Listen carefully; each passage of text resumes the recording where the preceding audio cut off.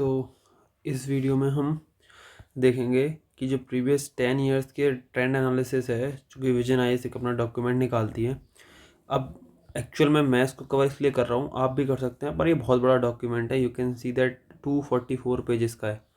तो अब इन डॉक्यूमेंट्स को कैसे अप्रोच करना है उसका एक तरीका बताता हूँ। सिंपली इस वीडियो को देख लेना, आपको काफ़ी चीज़ें कवर हो जाएगा। और देखो करना कैसे है।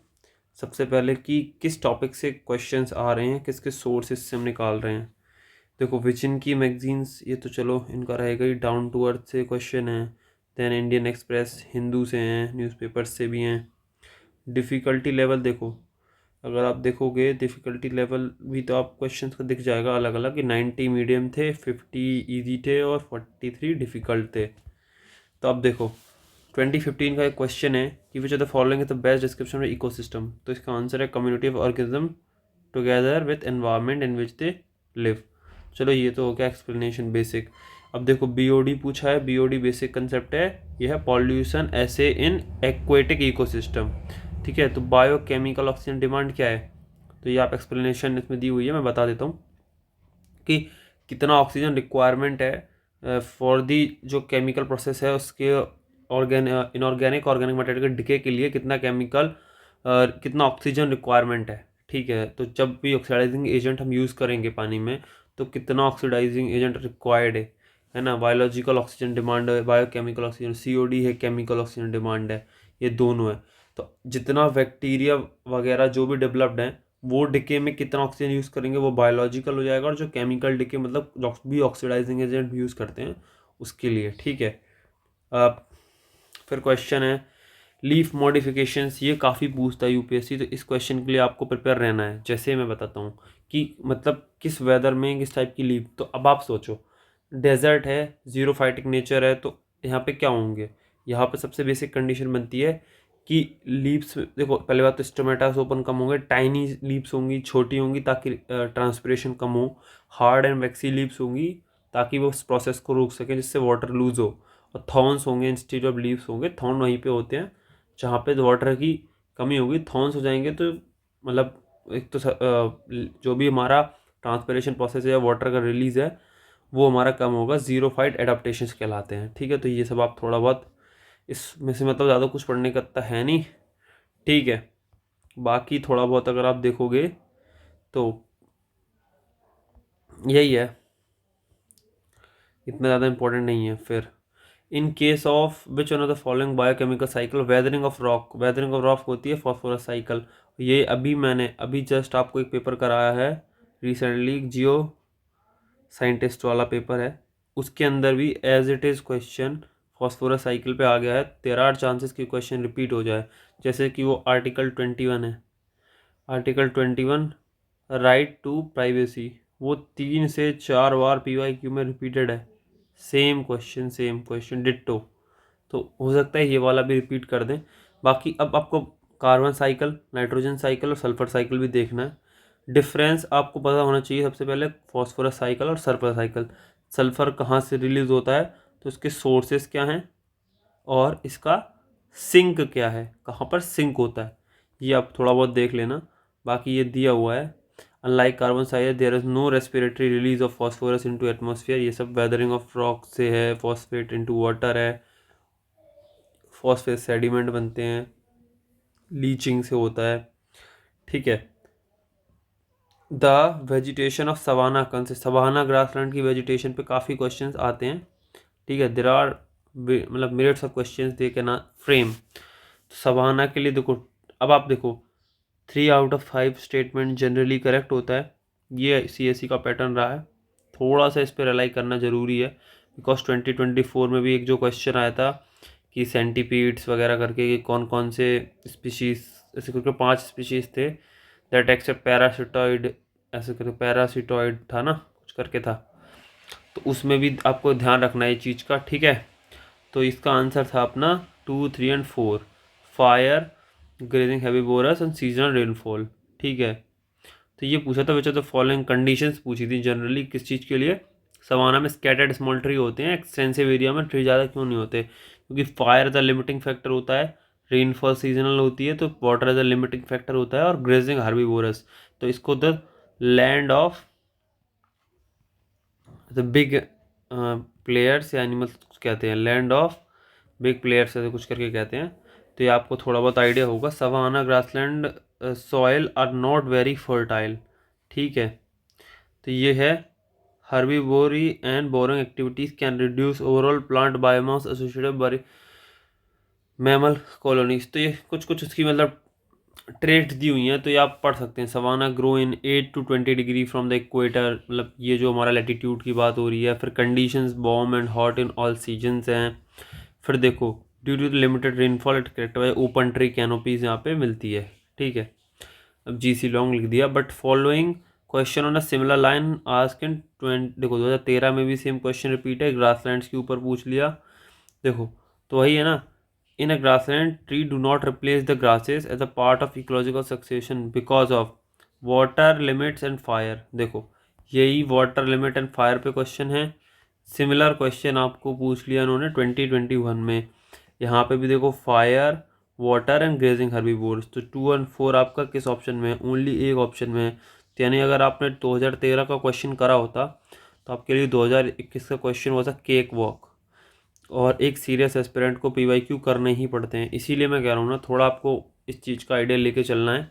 इसीलिए मैं ये डिस्कस कर ले रहा हूँ। विजन वालों ने लास्ट ईयर जो डॉक्यूमेंट निकाला था उसमें से भी काफ़ी अच्छे क्वेश्चन आए हैं। अब देखो वो बोल रहा है बेटन किडनी की तरह काम करता है। किडनी क्या करती है? फिल्टर करती है। तो aquatic plant absorb heavy metal and excess nutrient. तो किडनी का यही काम है। काफ़ी इजी क्वेश्चन 2022 में आया हुआ है, ठीक है। तो ये आपसे पूछ लिया। नाउ ये किडनी का काम करता है, तो लंग का काम क्या करता है? आप मुझे कमेंट में बता देना, ठीक है। तो ये क्या है? टायर्ड अर्थ ही कुछ करके वेबसाइट आर्टिकल है, तो ठीक है। रोल इम्पोर्टेंट डिस्कस है तो इतना इम्पोर्टेंट है नहीं। अब इन्वायरमेंटल डिग्रेडेशन पे आते हैं। इन्वायरमेंटल डिग्रेडेशन में which of the following are the possible consequence of heavy sand mining in river bed. Sand mining ज़्यादा होगी तो क्या होगा? Decrease salinity in the river. ऐसा कुछ नहीं है, सैलिनिटी उसकी कम हो जाएगी या सैलिनिटी बढ़ जाएगी सैंड के उससे। लेकिन pollution of the ground water ये डेफिनेटली होगा, क्योंकि पॉल्यूशन तो ग्राउंड वाटर का बढ़ेगा ही बढ़ेगा, plus lowering of the water table. ये प्रोसेस तो होगी होगी। तो 1 ओनली वैसे ही हट जाता है, तीसरा होगा ही होगा, है ना। 1 अकेला 1 होगा नहीं, सैलिनिटी नहीं घटती है रिवर वाटर की इससे। 2 and 3 is the correct answer है। तो अगर आप देखोगे तो इसमें भी 2 out of 3 स्टेटमेंट उन्होंने सही फ्रेम करे। मैं इसलिए बोल रहा हूँ क्योंकि देर आर चांसेस कई क्वेश्चन में आपको रिस्क लेना होगा। तो go with the option that have a more probability. मेरा कहने का ये मतलब है, वो आपको मैं समझा भी दूंगा जब टाइम आएगा। देखो saline water intrusion from nearby sea, hence B is the correct. देखो वही है कि कुछ कुछ बात हो रही है। Adverse effect of sand mining, देखो फिजिकल एनवायरनमेंट, रिवर का chemical environment, increase total suspended particle, turbidity बढ़ जाएगी, बायो हैबिटेट का भी लॉस हो जाएगा, anthropogenic destruction of infrastructure, increase risk of water borne disease, poor working circumstances. Motivation sand mining guidelines were issued in 2016 and amended in 2020 and mining framework was issued in 2018। तो ये तो उन्होंने बता दिया। एक्स्ट्रा इन्फॉर्मेशन, सैंड क्या है? Minor mineral है, classified as minor mineral under MMDR। तो MMDR 1957 का एक्ट है, इसके अंडर ये माइनर मिनरल है। And administrative control over minor mineral wasted with the state government. ये स्टेटमेंट मान लो इस साल आ गया कि wasted with the central government. तो अगर ये स्टेटमेंट आ गया तो वो स्टेटमेंट रॉन्ग हो जाएगा। मैं आपको क्वेश्चन भी फ्रेम करके बताता रहूँगा, ठीक है। स्टेट स्पेसिफिक रूल चलते हैं। सैंड माइनिंग फ्रेमवर्क 2018 में आया था। देखो इसमें क्या एम सैंड की बात होती है, manufactured sand from a crushed rock fine. Crusher dust से एम सैंड बनाने की बात है, जिससे सैंड पे ओवरबर्डन ना पड़े। एम सैंड पे भी क्वेश्चन आ चुका है। ऑल्टरनेटिव है नेचुरल सैंड के, produce by crushing rocks quarry stones to obtain a sand practices of sand particles of consistent size and shape, ठीक है। तो इसके बारे में हमें से पता चल जाता है। Now enforcement and monitoring guidelines 2020 में आई थी, ठीक है। अब west Africa dry and turn desert. कौन सी लेक वेस्ट अफ्रीका में ड्राई हो गई है और टर्न इनटू ए डेजर्ट? इसका आंसर लेक फेगुवेन था। ये काफ़ी टफ क्वेश्चन अगर आपने नहीं पढ़ा है। बाकी ये तीनों तो आंसर इसका है नहीं। अब एक चीज़ बताता हूँ, देखो लेक ओगुटा सुना हो सकता है, वोल्टा सुना हो सकता है, विक्टोरिया सुना होगा, लेक फेगुवेन नहीं सुना होगा। तो देखो जो क्वेश्चन बिल्कुल अलग है, उसका आंसर भी बिल्कुल अलग है।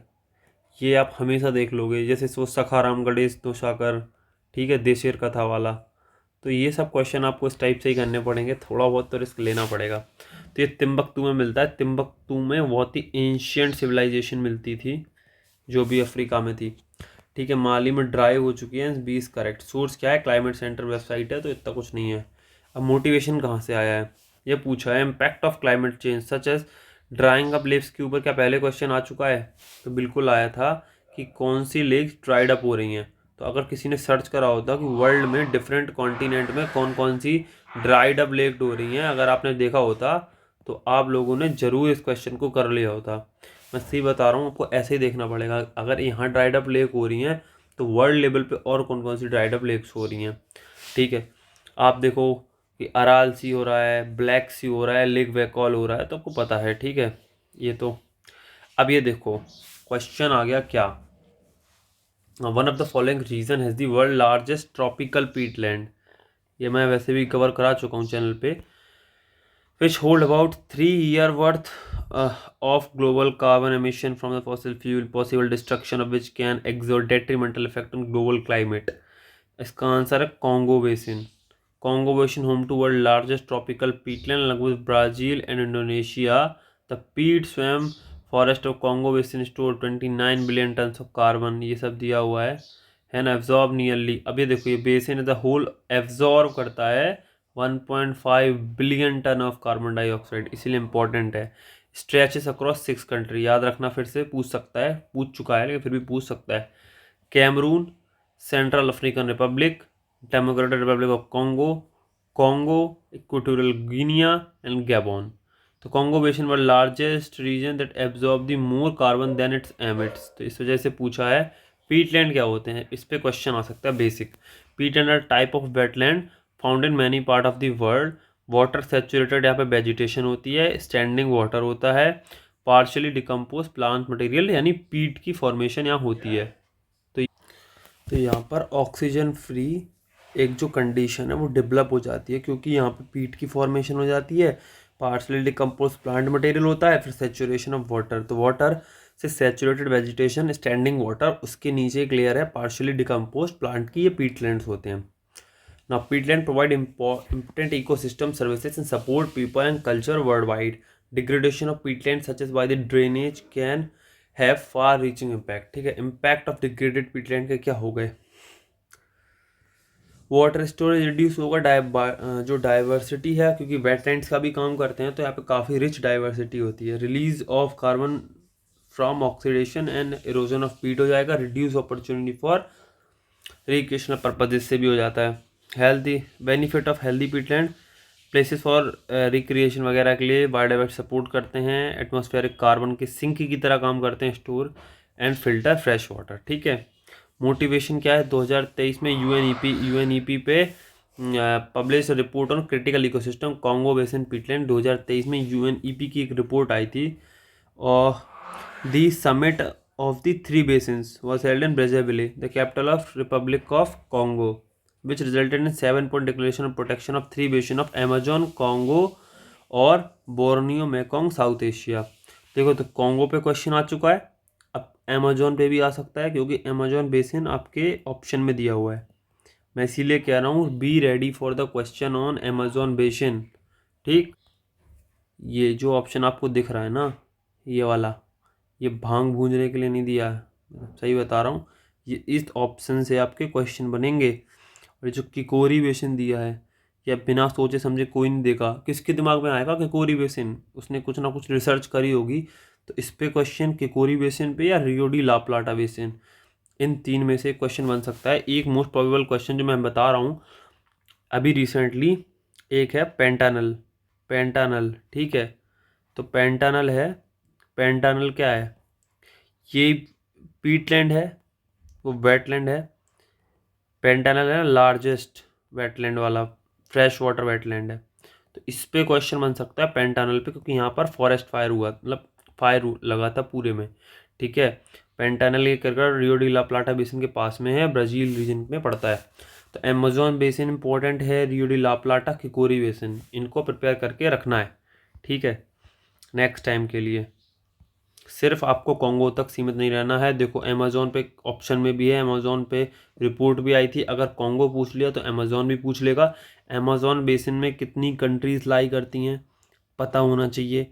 फिर बायोडाइवर्सिटी क्या है ये भी पता होनी चाहिए।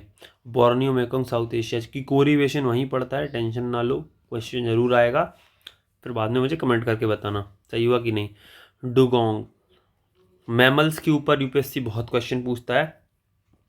हर्बीवोरस मरीन एनिमल, हर्बीवोरस है marine found along entire coast of India. वैसे ये स्टेटमेंट आप हटा सकते हो। तो अब आप देख लो ओनली वन तो आना ही है, तो वो तो ऐसे ही ख़त्म हो गया है ना। और लीगल स्टेटस शेड्यूल 1 में है। तो मरीन एनिमल है मैमल्स। यूपीएससी केवल मैमल्स पे ही क्वेश्चन पूछता है जनरली। देखो जितने भी इस बार भी आया था, इंद्री is a mammal, elk is a mammal, और एक लास्ट एक और स्पीशीज़ पूछी थी, वो 3 जो मैच कराने पूछे थे 2024 में, तीनों के तीनों मैमल्स हैं। फीडिंग ऑन सी ग्रास, ठीक है। गल्फ ऑफ मन्नार, पाल्कवे, डुगोंग होते हैं, ठीक है। तो ये हमारे सब कुछ ठीक है, तब कुछ अब ज़्यादा ज़रूरत है नहीं जानने की, इनका काफ़ी कुछ पता है। वेरी स्पेशल हैं और सोशल बिहेवियर इनका अच्छा है।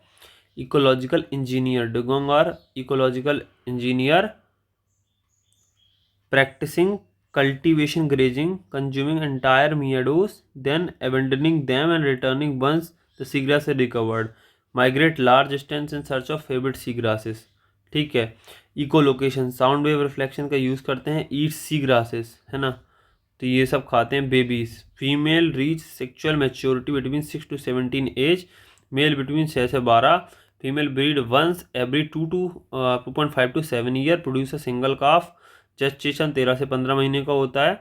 और मदर्स मिल्क वीम होता है, वीन करता है काफ, करता है 14 से 18 महीने के लिए। Calves stay with mothers feeding around and bonding till age of 6 और 7। तो ये चीज़ें आपको मैंने बता दी है। Habitat tropical serow marine habitats होती है, डेप्थ ऑफ 10 मीटर, मतलब जहाँ पर, तो ये हमारी पता चल गया, इतना कुछ है। अब देखो सोर्स क्या है, NCERT Indian physical environment 9th page number 66। फिर टाइम्स ऑफ इंडिया से कुछ कुछ मिलता है, डुगोंग ऑन द ब्रिंक कैसे करके, तो एनसीईआरटी में भी मेंशन है कहीं ना कहीं, ठीक है। This is all in this video. मिलते हैं ऐसी छोटी अगली वीडियो में जिसमें आगे का हम डिस्कस करेंगे। Thank you for watching.